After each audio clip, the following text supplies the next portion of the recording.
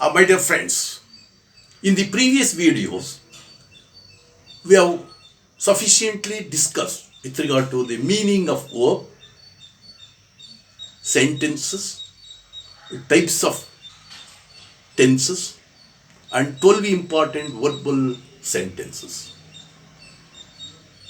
After that, today, let us understand how to use the suitable verbs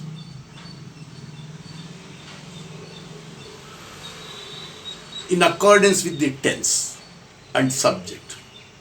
ನಾವು ಹಿಂದಿನ ವಿಡಿಯೋದಲ್ಲಿ parts of ಸ್ಪೀಚಿನ ಬಹುಮುಖ್ಯವಾದಂಥ ಭಾಗವಾದಂಥ ಕ್ರಿಯಾಪದದ ಬಗ್ಗೆ ವಿಶದವಾಗಿ ಅರ್ಥ ಮಾಡ್ಕೊಂಡಿದ್ದೇವೆ. ಕ್ರಿಯಾಪದ ಅಂದ್ರೇನು, ಕ್ರಿಯಾಪದದಲ್ಲಿ ಕಾಲಗಳೆಷ್ಟಿದ್ದಾವೆ, ಮತ್ತು ಅದೆಲ್ಲಕ್ಕಿಂತ ಮುಖ್ಯವಾಗಿ 12 ವರ್ಬಲ್ ಸೆಂಟೆನ್ಸಸ್ಗಳನ್ನ, 12 ಕ್ರಿಯಾಪದಗಳು ಇರುವಂತಹ ವಿವಿಧ ರೂಪದ ವಾಕ್ಯಗಳನ್ನು ನಾವು ಅರ್ಥ ಮಾಡ್ಕೊಂಡಿದ್ದೀವಿ. ಇವತ್ತು ನಾವು ಎಕ್ಸಸೈಸ್ಗೆ ಬರೋಣ. This makes us to be perfect in using suitable form of verb in accordance with the subject and the tense. ಕಾಲಕ್ಕೆ ತಕ್ಕ ಹಾಗೆ ಕರ್ತೃವಿನ ಸಂಬಂಧಕ್ಕೆ ಹೋಲುವಂತಹ ಸಮರ್ಪಕವಾದಂಥ ಕ್ರಿಯಾಪದವನ್ನು ಉಪಯೋಗಿಸುವುದು ಹೇಗೆ ಎಂಬುದನ್ನು ಇವತ್ತಿನ ಮತ್ತು ಇನ್ನೊಂದು ಮುಂದಿನ ವಿಡಿಯೋದಲ್ಲಿ ನಾವು ನೋಡೋಣ. ಇವತ್ತಿಗೆ how to use suitable form of auxiliary verb. In verbs, there are 2 types. One is auxiliary verb, another one is main verb. Auxiliary verbs are called supporting verbs or helping verbs. And you know the list. Is, am, are, were, was, have, has, had, do, did, does, will, would, shall, should, may, might, can, could. These are called the auxiliary verbs. Go, kill, drink, die, dance, eat, buy, catch. These are the main verbs. When there are 2 verbs, the helping verb comes first and it will be followed by the main verb. You must understand. And when there are 2 verbs, you are to change only the helping verb. That you should keep it in your mind. ಇವತ್ತಿನ ವಿಡಿಯೋದಲ್ಲಿ ನಾವು ಏನನ್ನ ಚರ್ಚೆ ಮಾಡೋಣ ಅಂದರೆ, ಇಂತಹ ಪ್ರಶ್ನೆಗಳು ಪ್ರಥಮ PUCಯಲ್ಲಿ ಕೇಳ್ತಾರೆ. Fill in the blanks with suitable form of auxiliary verbs that are given in the bracket. You will be having 2 options. That means 50-50. It will be very easy since there are only 2 options. You have to select the best one. 2 ಆಪ್ಷನ್ಸ್ಗಳು ನಿಮಗಿರ್ತವೆ.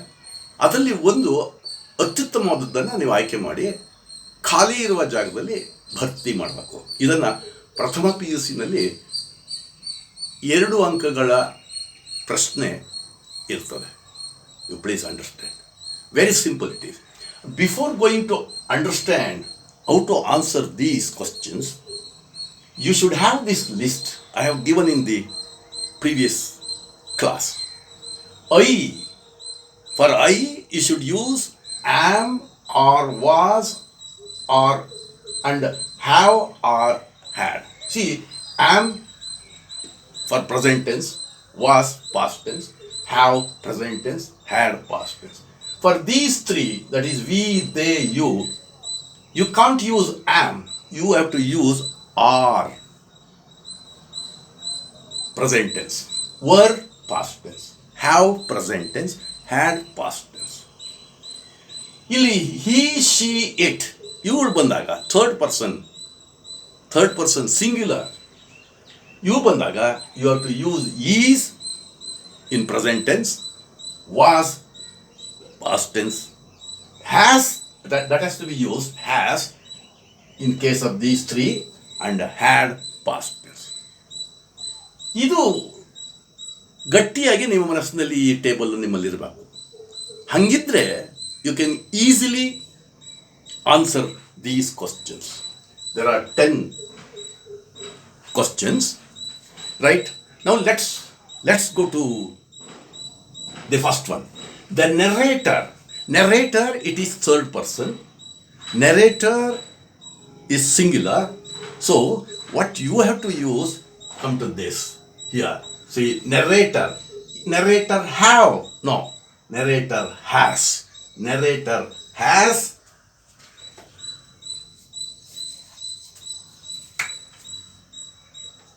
earned his living by giving tuitions. So the narrator has earned his living. ಇಲ್ಲಿ ಮಾರ ಅನ್ನೋದು third person singular. ಆದ್ದರಿಂದ singular ಆದಮೇಲೆ past tense, ಇವೆರಡೂ past ಟೆನ್ಸಲ್ಲಿ ಇದ್ದಾವೆ. Was, were, they are in past tense form. ಇಲ್ಲಿ which auxiliary verb that you have to use, it is was. Mara was a farmer. Yes. Coming to the third one, Mara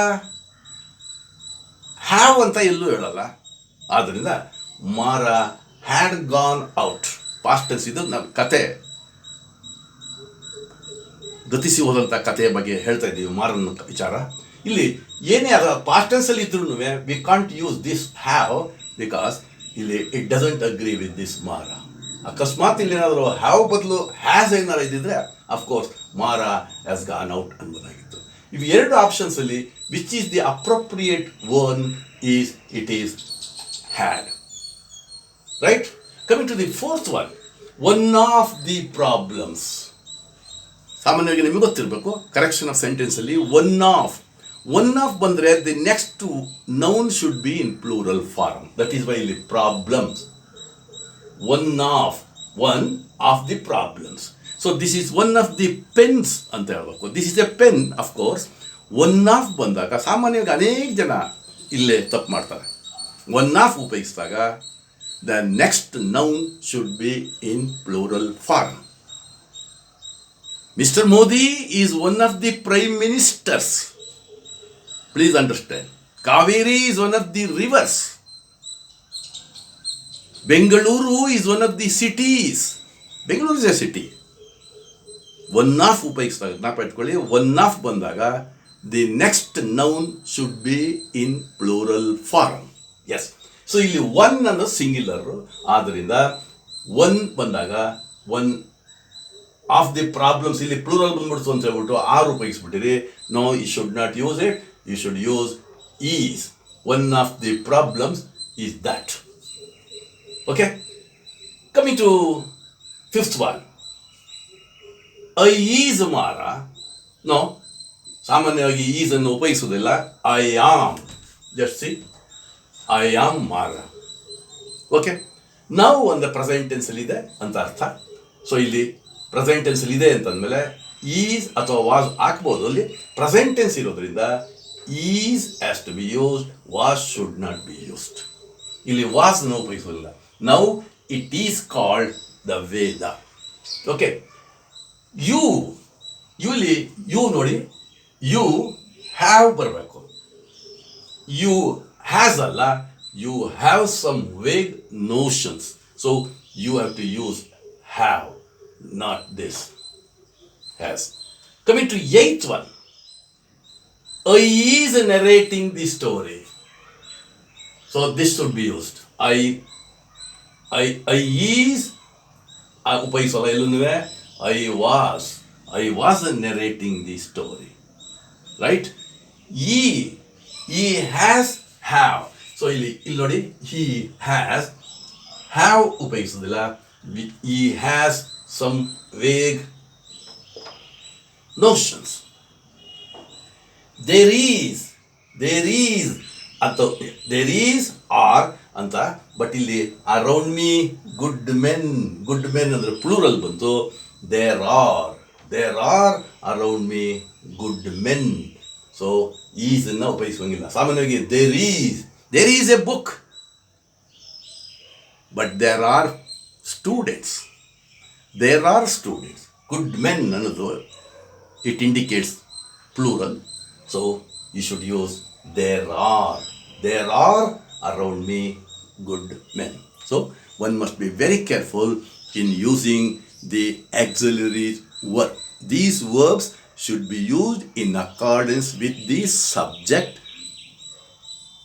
as well as the tense. Okay, thank you.